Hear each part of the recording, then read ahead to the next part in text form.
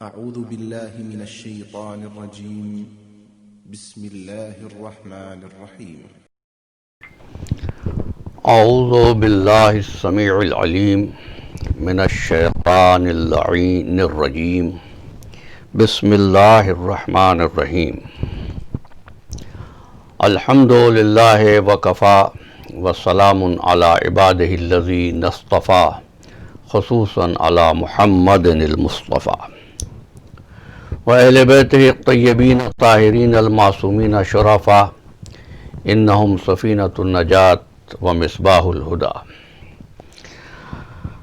اما بعد فقد قال اللہ تبارک وتعالی فی محکم کتابہ المبین وهو اصدق الصادقین بسم اللہ الرحمن الرحیم وَإِذْ قَالَ رَبُّكَ لِلْمَلَائِكَةِ إِنِّي جَاعِلٌ فِي الْأَرْضِ خَلِيفَةً قَالُوا أَتَجْعَلُ فِيهَا مَن يُفْسِدُ فِيهَا وَيَسْفِكُ الدِّمَاءَ وَنَحْنُ نُسَبِّحُ بِحَمْدِكَ وَنُقَدِّسُ لَكَ قَالَ إِنِّي أَعْلَمُ مَا لَا تَعْلَمُونَ۔ ناظرین گرامی مرتبہ السلام علیکم۔ اپنے وعدے کے مطابق آج کی نشست میں حضرت آدم علیہ السلام کی تخلیق کا ذکر کرتے ہوئے اس واقعے کا ذکر کرنا چاہتا ہوں کہ جہاں حضرت آدم علیہ السلام کو جنت سے زمین پر بھیج دیا گیا۔ ناظرین گرامی، مجھے نہیں معلوم کہ یہ شاعروں کے چھوڑے ہوئے شوشے ہیں یا مزاح نگاروں کا تفنن ہے کہ یہ بات مشہور ہو گئی کہ حضرت آدم نے جنت میں ایک خاکم بدہن غلطی کی اور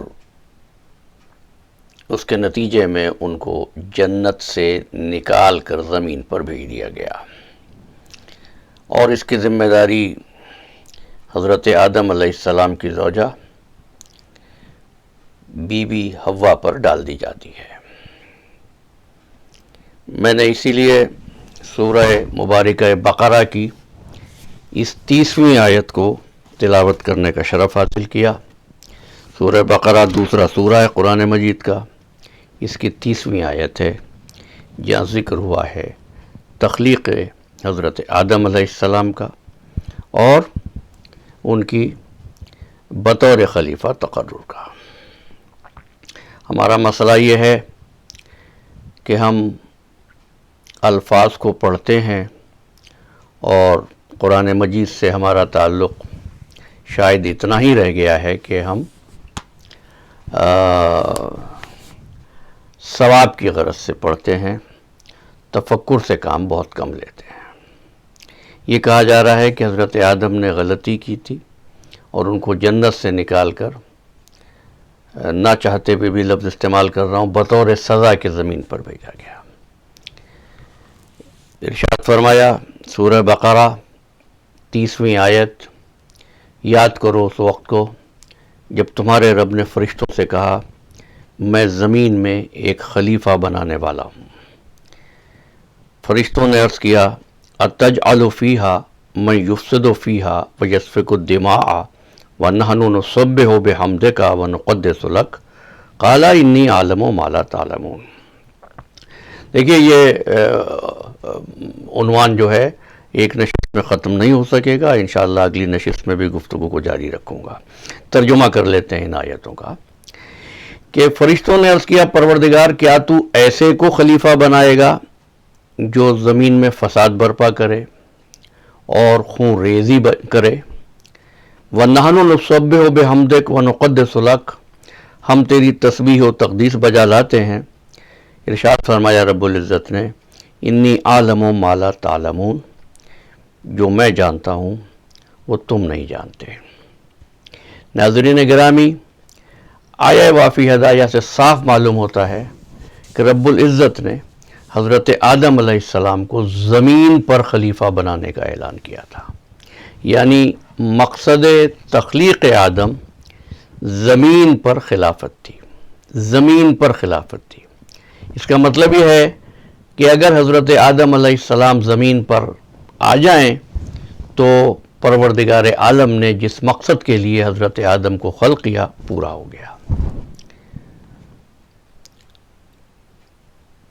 اب اگر زمین پر نہ آئیں تو پھر یہ سوال پیدا ہوتا ہے کہ جب اللہ نے حضرت آدم کو خلافت کے لیے منتخب کیا پھر زمین پر کیوں نہیں بھیجا؟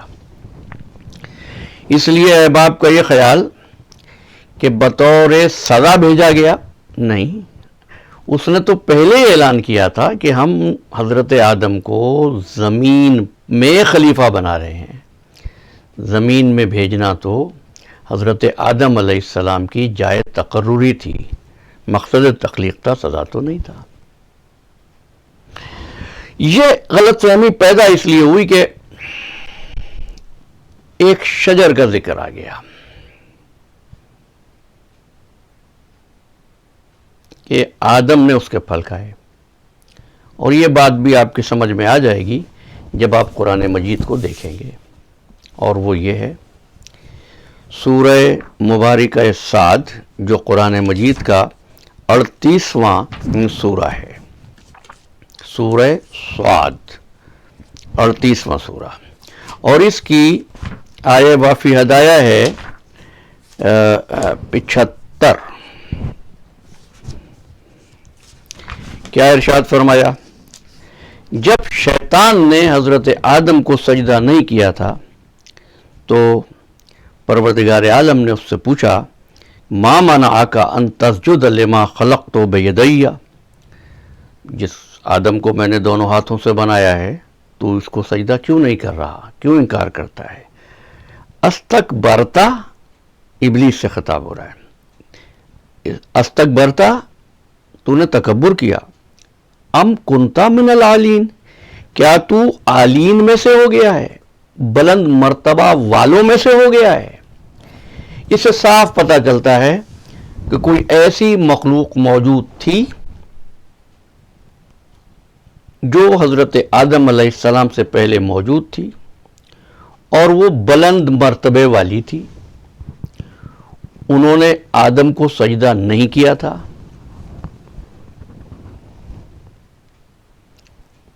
رب العزت نے ابلیس سے پوچھا کیا تو ان بلند درجہ لوگوں میں ہے؟ نہیں، تو تکبر کر رہا ہے۔ اور یہاں سے یہ بات صاف واضح ہو جاتی ہے کہ حضرت آدم علیہ السلام اور اس شجرے کا پھل کا ذکر کس پس منظر میں ہے۔ ہم تھوڑا سا اور واضح کرتے ہیں اس بات کو۔ رب العزت نے آدم کی خلافت کا اعلان کیا، فرشتوں نے اپنے دل کے خیال کو، ایک فکر کو پیش کیا کہ یہ تو فساد برپا کرے گا، ناحق خون ریزی کرے گا، ہم تیری تسبیح بجا لاتے ہیں، تسبیح و تقدیس کرتے ہیں۔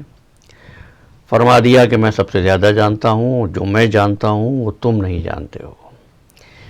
یاد رہے آدم پہلی مخلوق نہیں ہے، آدم پہلے بشر ہیں جن کو مٹی اور پانی سے بنایا جا رہا ہے۔ اس سے پہلے ایک مخلوق موجود ہے جو مخلوق اول ہے۔ ہمارے عقیدے کے مطابق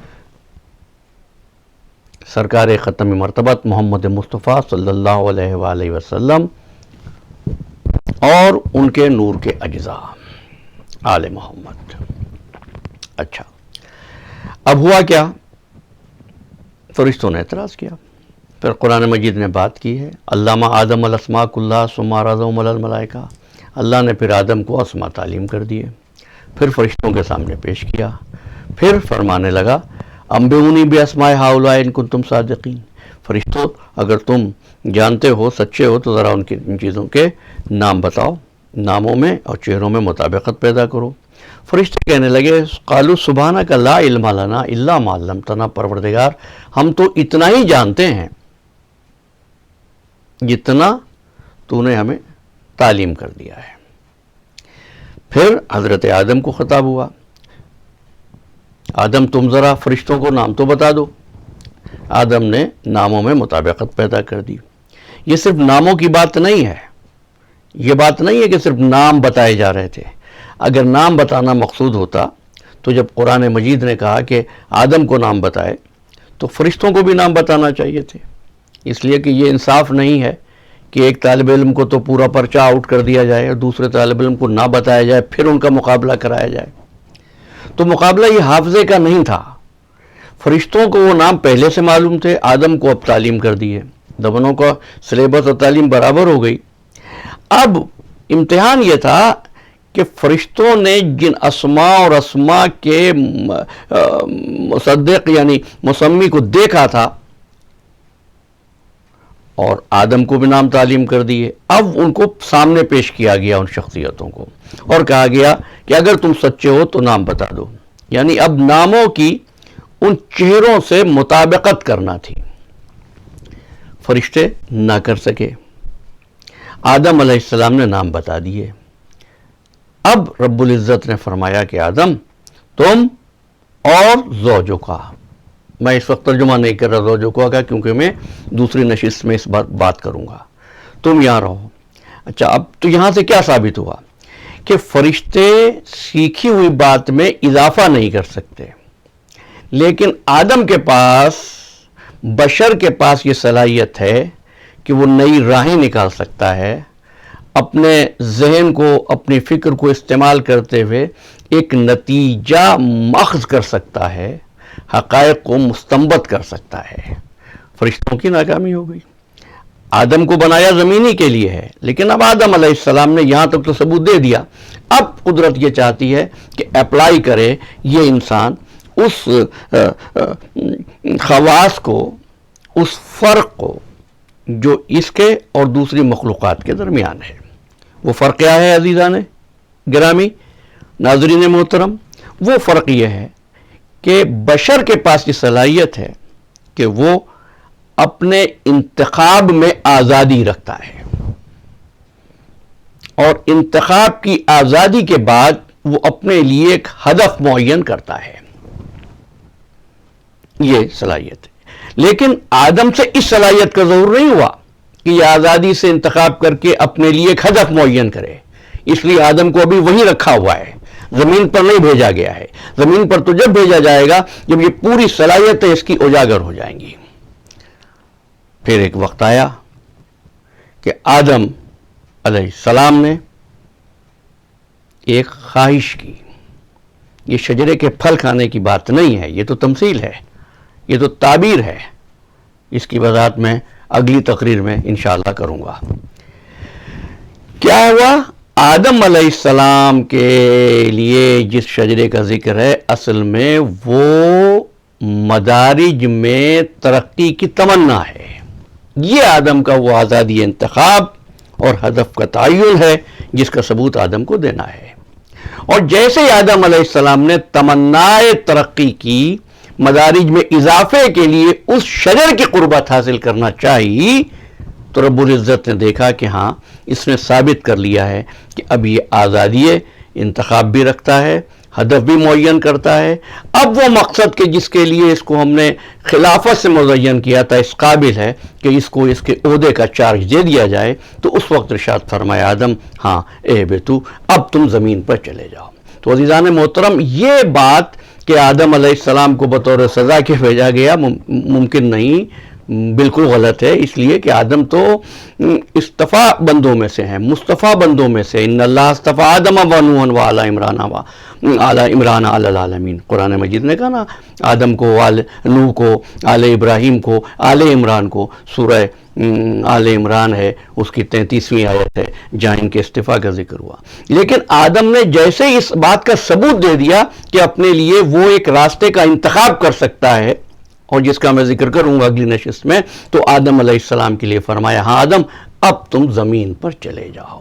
تو زمین پر حضرت آدم علیہ السلام کا آنا سزا نہیں، یہ ان کے عہدے کا چارج ہے، جس کو آدم علیہ السلام نام بتا کر، تمنائے ترقی کو ظاہر فرما کر ثابت کر چکے ہیں کہ ان کے اندر وہ تمام تر صلاحیتیں ہیں جو ان کو خلافت کا مستحق بناتی ہیں۔ اور پھر حضرت آدم علیہ السلام کو زمین پر بھیجا گیا۔ آج کی نشست تک بس اتنا ہی، اور انشاءاللہ اگلی نشست میں اس کے جزئیات مجھے معلوم ہے بہت سے سوالات پیدا ہو گئے ہوں گے آپ کے ذہنوں میں، پھل کیا تھا، منع کیوں کیا تھا، یہ سب انشاءاللہ اگلی نشست میں، اور اگر اس میں بھی تکمیل تک نہ پہنچا تو اس کے بعد ایک اور نشست میں عرض کروں گا۔ وآخر دعوانا ان الحمد للہ رب العالمین۔ السلام علیکم ورحمۃ اللہ وبرکاتہ۔